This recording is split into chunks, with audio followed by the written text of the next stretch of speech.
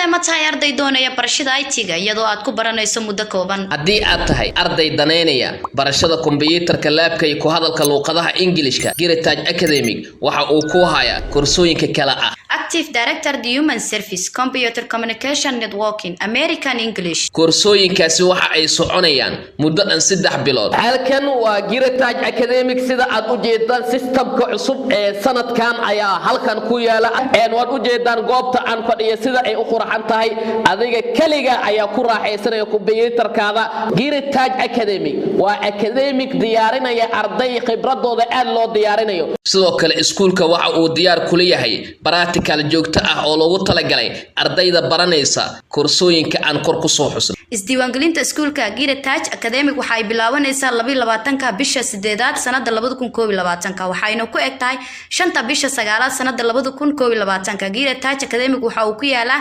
degmada Hodan gaar ahaan agagaarka Laanta Axmed Gurey wixii faahfaahin dheeraad ah fadlan kala xiriir lambarada shaashada kaaga muuqda anigoo ah Abukar waxaan ahay maamulaha Heritage Academy waxaan barnaa kombiyuutarada waxaan isbashada gareynaa IT-ga iyo luqadda Ingiriisiga soo dhawow baashalkiisa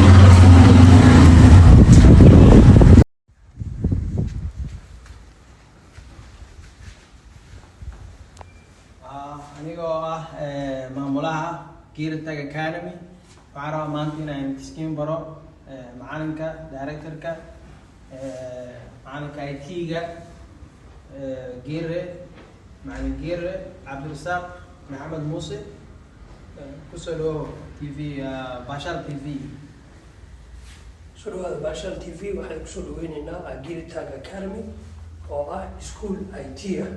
waan barno Windows PowerShell IC command iyo waxaan barnaa Windows Server 2016 sawjeedaan galaaska hand-on experience waaye